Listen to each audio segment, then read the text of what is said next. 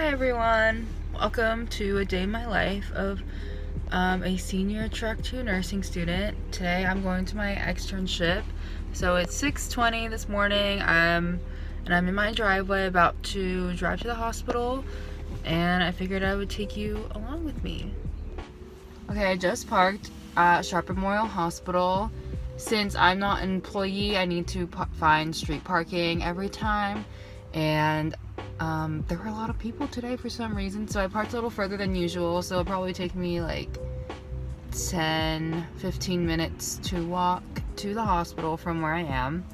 And right now it's 6:36, so I usually take this time to eat breakfast, drink some water, get hydrated, just get myself in the mindset for having to do that 12-hour shift, and just listen to some music, listen to a podcast. Obviously got a lot brighter as I was driving, which is really nice. And yeah. Hi guys, I'm on my 10-minute break, my afternoon break. It's 5:54, so I have about an hour and a half until I'm probably gonna leave the unit because it's a 12-hour shift. Today hasn't been too bad. I've gotten to insert an IV for the first time in a year and a half, so that was really exciting. And been learning a lot today, actually. The break room has a nice view of outside. So yeah, I'm just chilling, drinking some water, eating some food, and then I'll probably go back out in 10 minutes and see if anyone needs anything. But it seems pretty chill right now, and we just gave some meds, so yep.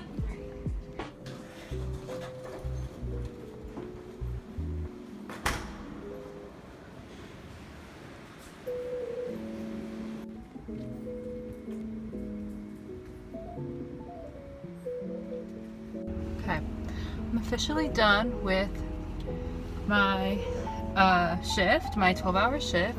So it's 7:49. That's usually the time that I would get off the floor and I'm back in my car.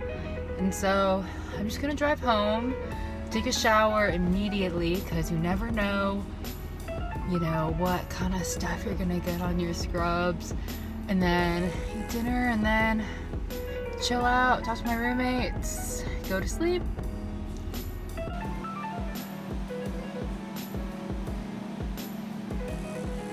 So since I didn't get to show you what I do on the floor for privacy reasons, I'll just walk you through what a typical day in an externship looks like, and I'll kind of reference what I did that day. And for those of you who don't know what an externship is, it's like extra clinical time that you can get. It's kind of like an internship, and it's like its own class.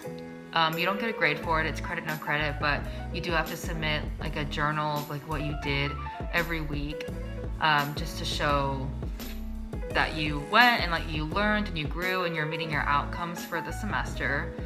And you can choose where you want to have an externship, just setting like a preference. So you can choose between peds, and within peds there's like the NICU, the PICU, med-surg, hematology, oncology, there's labor and delivery, postpartum, and I'm in the PCU, which is progressive care unit, which is a step down from the ICU, the intensive care unit, but a step above med-surg.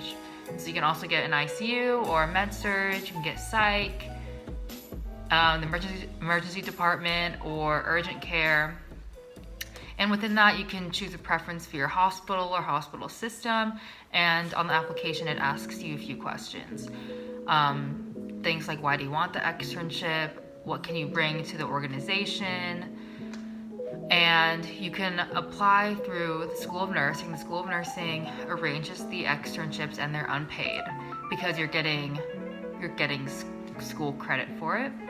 There's also the Kaiser externship, which is a paid externship, and there's the VA Valor student externship, also paid.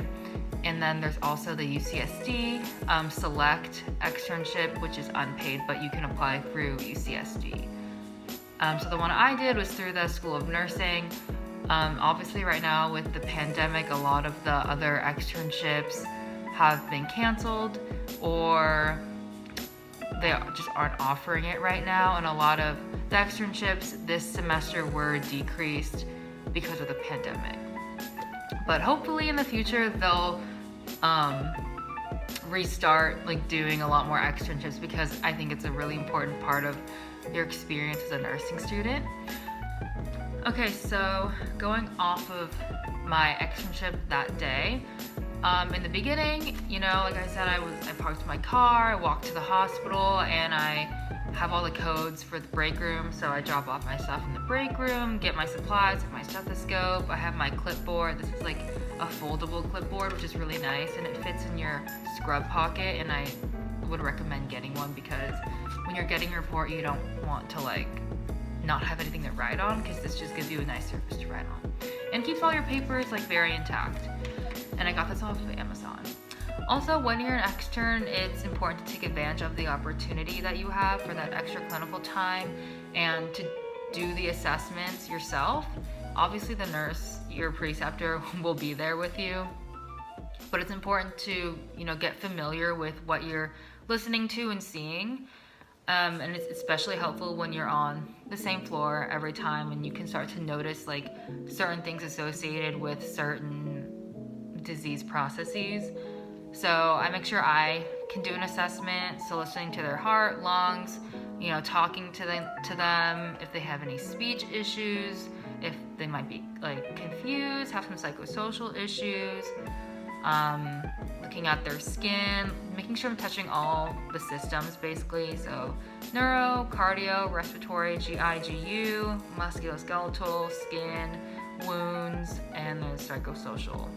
Also, something unique about this floor, since it's a stroke neuro floor, patients may present with difficulties in communicating with you depending on what kind of stroke they had and where they had it. So a lot of times patients might have trouble like either finding words or just speaking in general. Also, sometimes they might have newly onset confusion, so that can make your assessment a lot harder and a lot more different than if it was a patient that didn't have any neuro issues, because sometimes they might not just be able to understand you or might not be able to do the things that you asked of them. And that's why it's important to look at your stroke scale assessment and making sure that you're scoring them appropriately to see how they progress throughout their stay. So after we can get all the morning stuff done, we got all the meds, charted the assessment. Sometimes you don't finish charting your assessment all in the morning, but that's okay. Usually there's a 30-minute lunch, anywhere from like 12 to 2. And then after that, again, vital signs neuro checks at 12 p.m. We want to do those. If there's any more meds, we need to give those.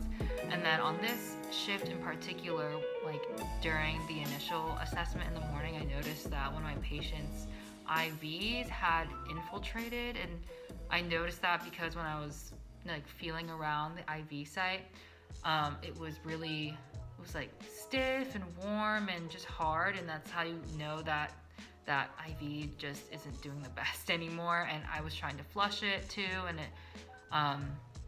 it wasn't flushing well, so we made the decision to pull out that IV, which you can do. So I was able to pull out that IV. And then one of our other patients, we had noticed that he had pulled out his own IV because he just didn't want it in there, and that sometimes that can happen. Usually if patients are at risk of doing that, we'll put like a mitten on them, which kind of restricts them from using like their fingers, like having dexterity to pull things out. If they have like a G tube, like they won't pull it out. So he did have a mitten on, but he found his way out of it, so he pulled out his IV. And so I had the opportunity to insert an IV that day, which was really exciting for me because I haven't inserted one in over a year because of the pandemic. Like my opportunities were cut short, and for some reason I just never had the opportunity to insert an IV. So I was able to do that after, I talked to my nurse about it, and I was like, hey, I haven't inserted one in a hot second. And then we kind of went over like the procedures and the steps of how to do it, and then I got it on my first try, which I was so excited about. And then something about your externship that you'll have to do is creating outcomes for like what you want to get out of the externship essentially, and how like you want to progress, and it just kind of shows you how you progress throughout the semester, whether or not you meet those outcomes. So one of them I wanted to do is to insert at least 2 IVs, so that was one of my 2, so I was excited I got to do that. And then another thing I got to do that day is, since I had a patient with a G-tube, I got to replace his feeding since the bag had run out. So I got to get the bag, spike it, hang it, program it in the pump, and then run the tubing through the machine and connect it to the patient. And so it was just good to build up that muscle memory, because if you do something once, that's great. But if you can do something like a bajillion times, just like get that ingrained in you, I feel like you can be a lot more confident, and it's a lot less nerve-wracking when someone asks you, hey, can you do this for me? Like, oh, have you ever primed an IV line? And I'm like, I have, but do I remember how to prime it?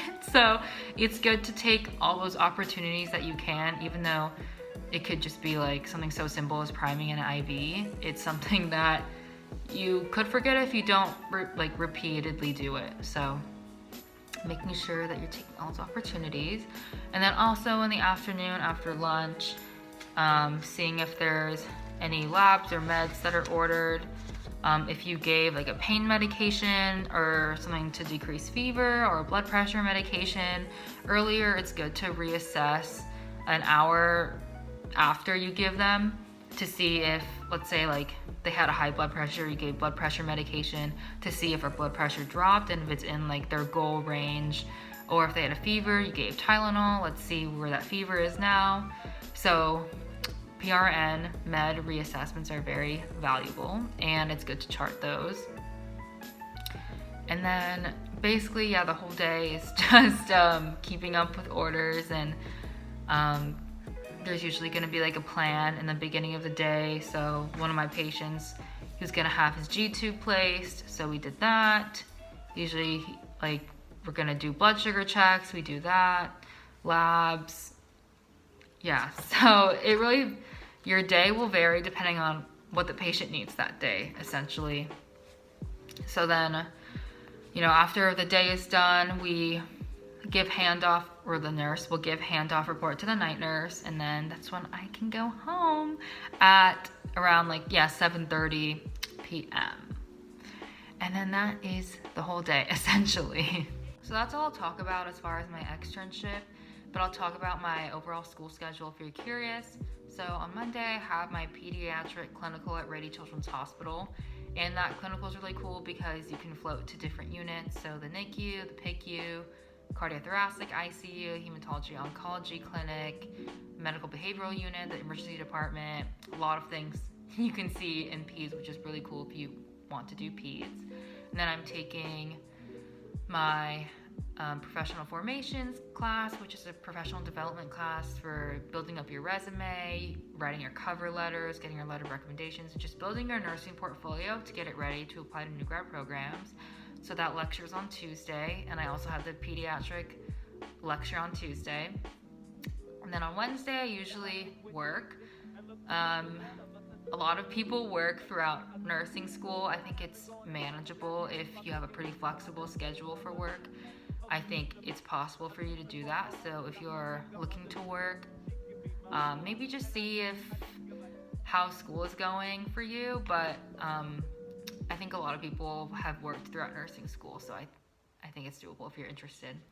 Then Thursday is usually when I schedule my externships, and then Friday, Saturday, Sunday I have for free for me to do my homework and hang out and live my life basically. So that's my schedule throughout the week. So thank you for watching this video. I hope it was interesting and helpful to seeing what it's like to be a senior nursing student with an externship, and chances are you'll probably get an externship before you graduate, so this could very much be you. And congratulations on getting into SCSU's nursing program. I know it won't be an easy decision to see where you're going to commit to, but I hope this gives you some more insight on our program, and we would love to have you join the Aztec family. So thank you for watching, and I hope you have a great rest of your day.